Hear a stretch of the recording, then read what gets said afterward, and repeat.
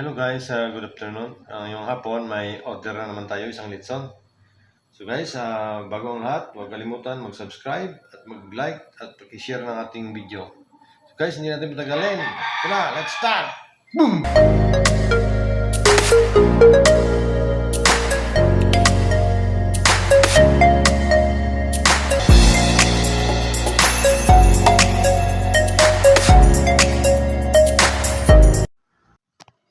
Ito na guys, nag-start na sa pag-ikot ang ating litson.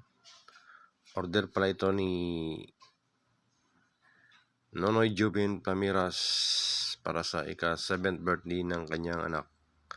Ngayong araw, March 10, 2024. So guys, ito na. Start na natin sa pag-ikot ng ating litson.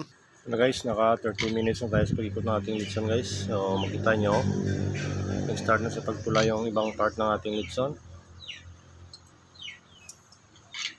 Yung litson pala natin ngayong umaga hapon guys, nasa 68 kilos na ito.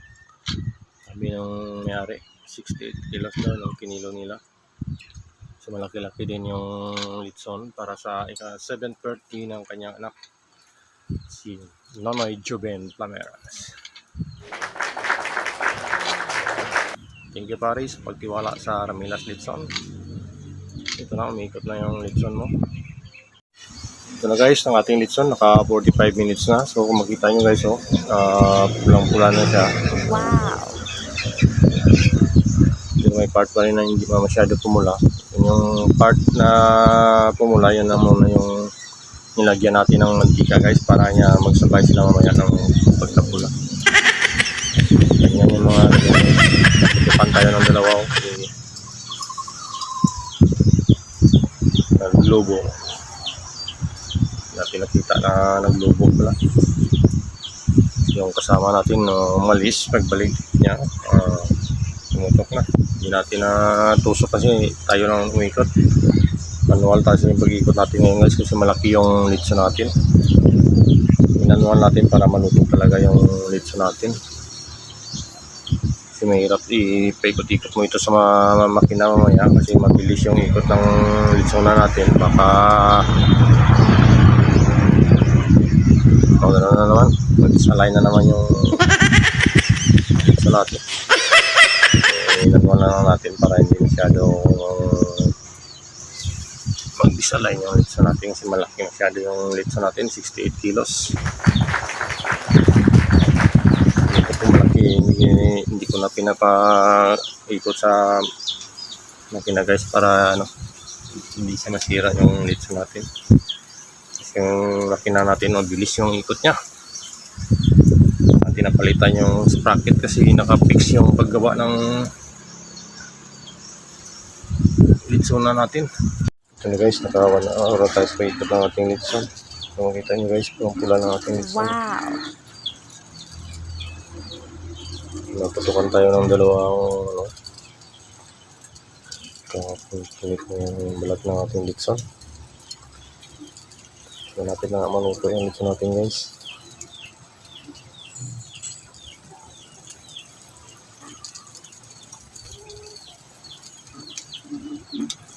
Yan, nakita nyo pula.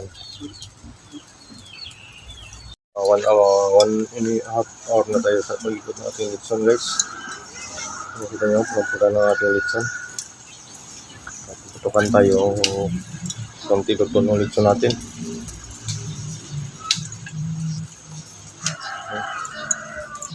Hindi talaga may iwasan na magputok dahil sa litson natin is dirasa.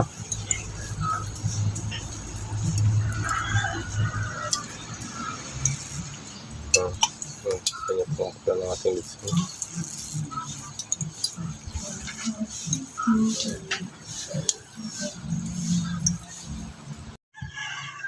Ano guys, naka 2 oras ng ating litson. So kung makita nyo, pulang-pula na. Ito na yan guys. Hintayin na lang natin na mag-luto. Bigyan na natin mga 30 minutes pa para lutong-luto talaga yung laban ng baboy natin na litson.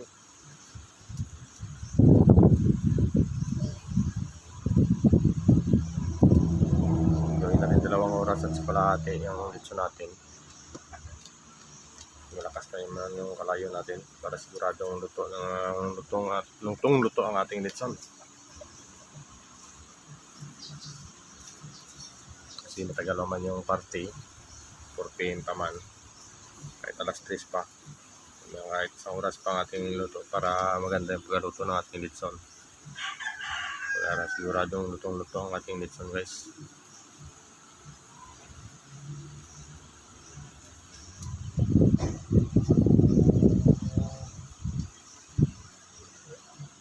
Bisaya ya, basta makuha mo lang. Wala bantayan nga, bigyan na ang napaghabok ko.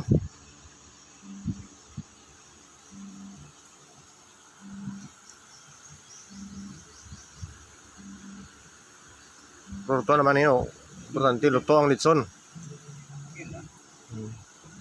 Gamay naman, gisi naman na. Yung bisita sa atin, si Boss Nono. Namimili ng mga kalabaw at saka baka. Ano, hunter dito ng kalabaw at saka baka. So guys, luto ng ating litson. So makita nyo, nakapula na lahat ng kanyang balat. Crispy na yan, guys. Ating litson for today, March 10.